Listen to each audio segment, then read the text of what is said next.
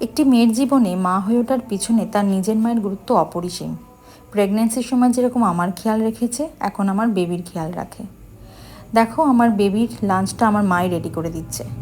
খুব সামান্য তেলের মধ্যে জিরে ফোড়ন দিয়েছে, তেলটা গরম হওয়ার পরে তারপরে বিভিন্ন রকমের ভেজিটেবলস দিয়ে তার মধ্যে খুব সামান্য হলুদ, ধনে জিরে গুঁড়ো দিয়েছে। যেই দেওয়া হয়ে গেল, তার মধ্যে খুব অল্প আদা গ্রেট করে দিয়েছে যাতে স্মেলটা আসে। এখন তো ওদেরকে বেশি কিছু দেওয়া যাবে না। তারপর নাড়াচাড়া করে নিয়েছে। নাড়াচাড়া যেই হয়ে গেছে, তারপরে সামান্য জল মিশিয়ে আবার এটাকে ভালোভাবে নাড়াচাড়া করে একটু ফোটানোর জন্য রেখেছে।